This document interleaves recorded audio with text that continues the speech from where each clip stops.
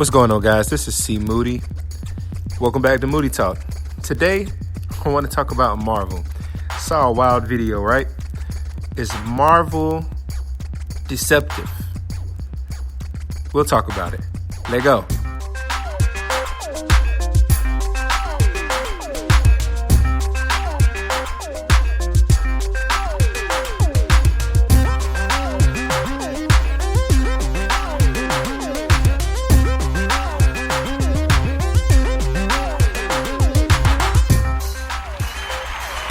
Yo, once again, man, it's C. Moody. Thank you again for being back to Moody Talk.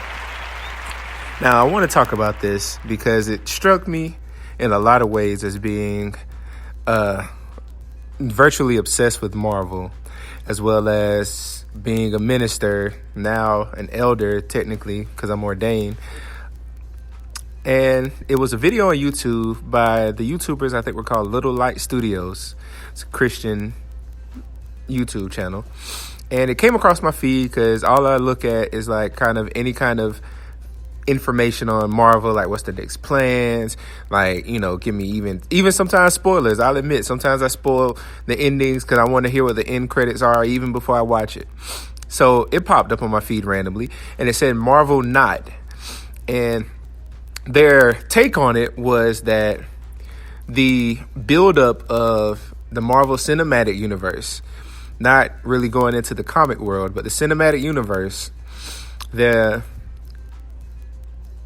parallels between the key superheroes and key villains are a reverse message on Christianity.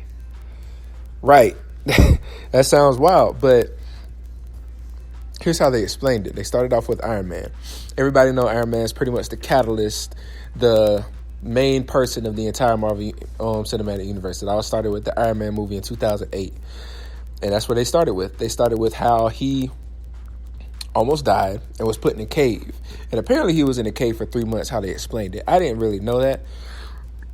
But they were like, that was a parallel to Jesus, you know, dying and being put in a cave and him coming out.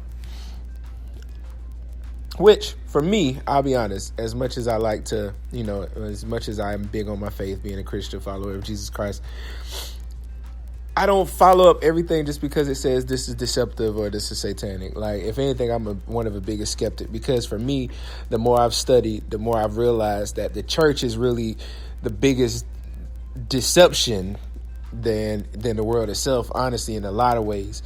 So it's not even about just like, you know, it's just saying being good versus the world being bad. It's the fact that what's supposed to be good is actually worse than what's going on the outside. So I'm probably one of the biggest skeptics because I see the deception, and I see it because I read the Bible for myself. So, of course, all these can be taken from a skeptic's view and be like, they're reaching. And I've listened to a lot of places where they are. But the more they talked about it, the deeper they got. And they were like, the villain in the first Iron Man movie, Obadiah Stane. Apparently Obadiah, in I guess Greek or Hebrew, one of them, is translated as servant of the Lord, a servant of God. And Tony Stark, while being the hero, their description for him starting off was always bad. He was someone who were building weapons for destruction. He was a narcissist. He was all about himself and, you know, greedy and all this self-centered type of person. All these don't have characteristics of what we would consider a hero in Christian, I guess, theology, I guess you would say. These, you know, these are characteristics of what would be the devil or the demons. I'm sorry, I had to pause because that's just pretty much how that was. And it went on. It didn't go through all the Marvel characters, but what they did go to, they went from him to Thor. Now, Thor's on, I get a little bit more. And the only reason it makes me more understanding, or I can see it better, is because if you look at it, Thor's whole description of his character is coming from Norse mythology. So it already has some kind of religious undertone already. But if you listen to how they start the story of Thor's beginnings, it's a Thor who is like a wild kid. His father is arguing with him about, he's being reckless and he's become unworthy. And then Thor backlashes at his father and say, "You're a foolish old man," or something like that. And his father cast him out because he's unworthy. Now, this would sound similar to what happened between Lucifer and God in heaven, and God casting Lucifer out, which we know as Satan or the devil, is because, he rebelled against God. So I get it. Like, I was like, okay, I can see that. However, this is related to Norse mythology.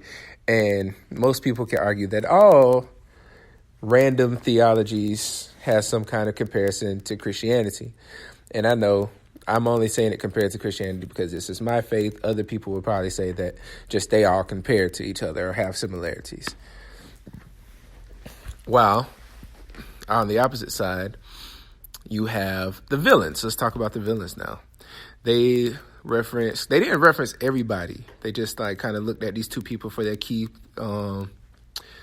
roles and how they described them being. And all the heroes so far have their birth or origin as rebellious or kind of an evil undertone, like satanic or devilish.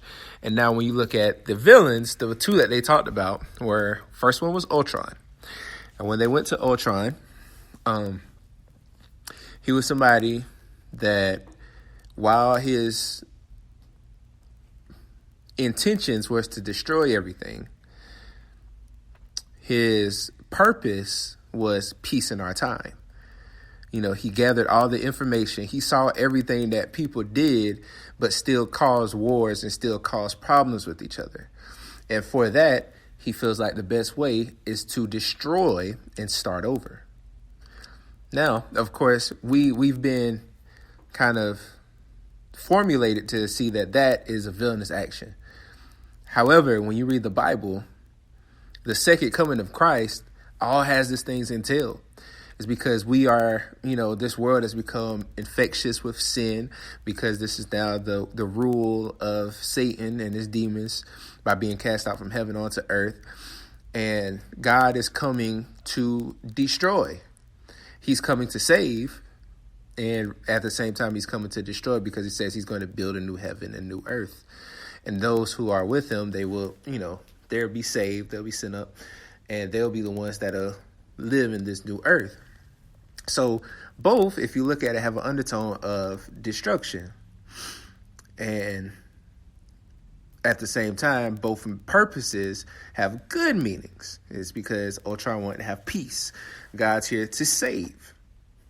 And God and Jesus, who's being the seventh covenant, is like the Prince of Peace, as they say. So, you see that similarity.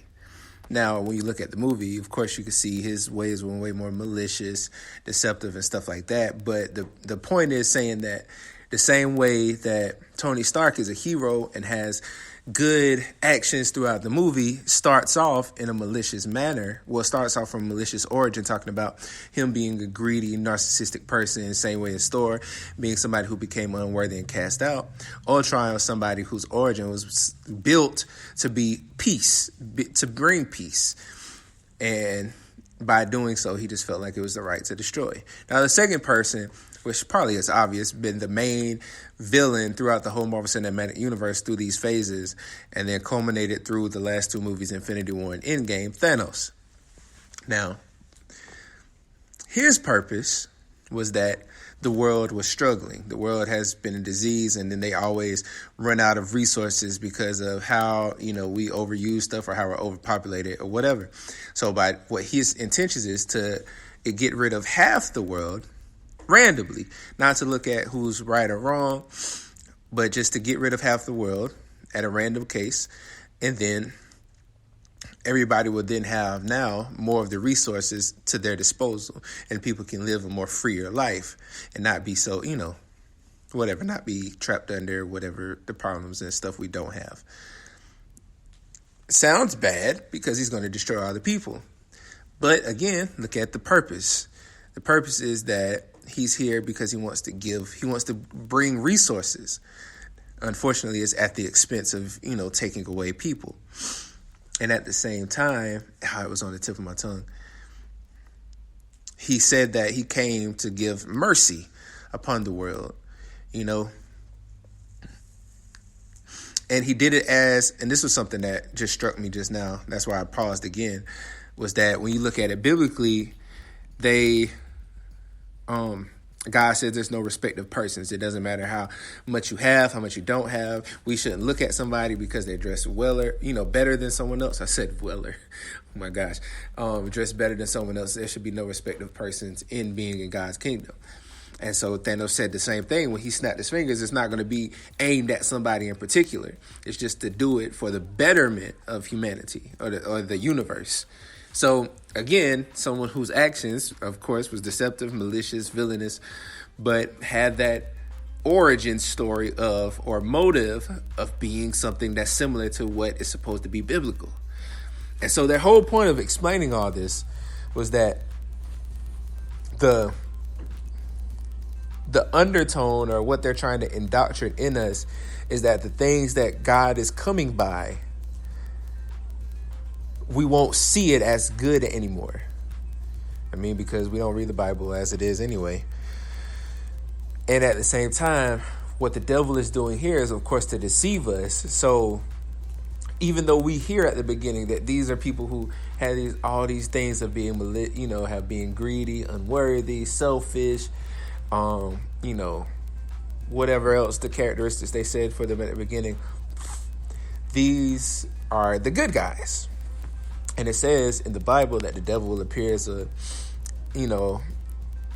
devil will appear righteous, as well as his demons will appear as ministers of righteousness. So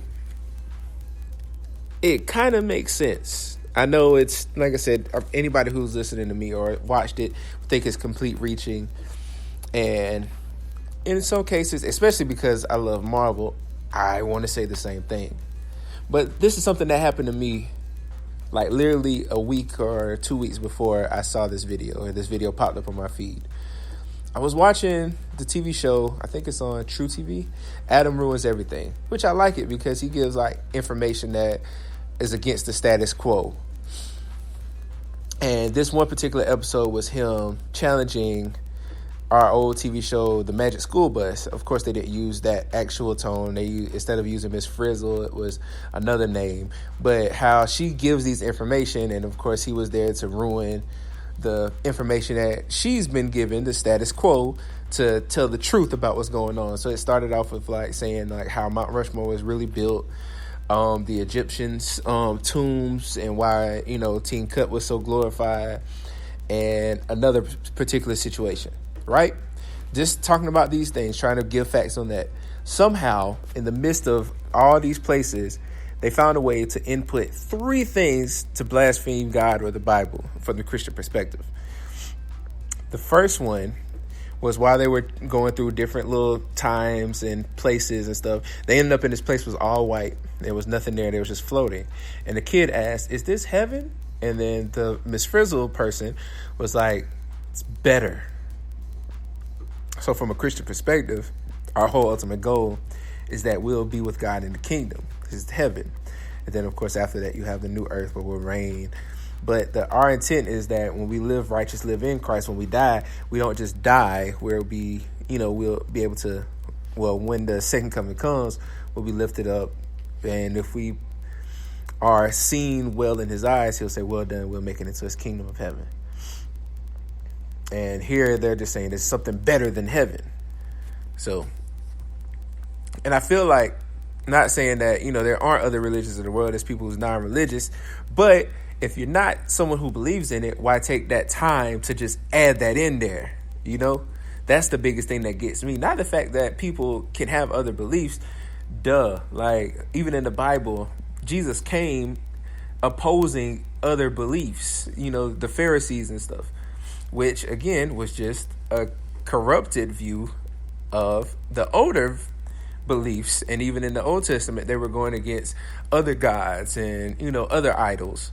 So it's not like to say that all TV should just abide by Christian views. But if you're not a Christian or you don't have a Christian message to give, why take that time to go up to blaspheme it? Why they take time to bash it for whatever reason? Then another shot was they asked, in that same scene where they were talking about the heaven, they were saying something about, this world is something by the God created by herself. Herself. Again, God is male in the biblical, in Christian perspective, and in a lot of religious perspectives that, God is a male. I think this was smaller, but it's still against what the Bible would say. And the weirdest one to me, which made me think of and see these other two when they happened, was that one of the kids was trying to reflect on everything he learned, and he talked about the monument, Mount Rushmore, jeez, the Egyptian times, King Tut, and the other time. None of it have a reference to the Bible. And while he was explaining, he was like, one historical thing, other historical thing. And then he said, and hell is just a word. Nowhere in this entire TV show, this entire episode, did it have anything that talked about hell, talked about, God, the creation, any kind of religion. So why would they take the time to make this child say that hell is just a word?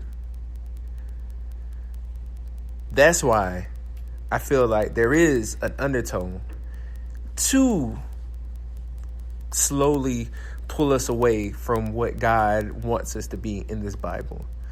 Or God wants us to be when he talks to us and all this stuff. And that's why I'm addressing this Marvel thing, because if I probably didn't see this Adam video, I would have just taken it up to myself and thought about it over myself, like, man, maybe this is right with the Marvel characters or not. But because I saw it myself, I had my own thought and own processing to watch this video. And I think it is important, because a lot of people won't take away from this that, maybe Marvel. And then it's not to say that, Stan Lee, the creators or the writers, or the Russo brothers, the directors of the Marvel Cinematic Universe, or Kevin Feige are all like satanic people. But in the same way that we can be used by God, there could be people who be used by Satan.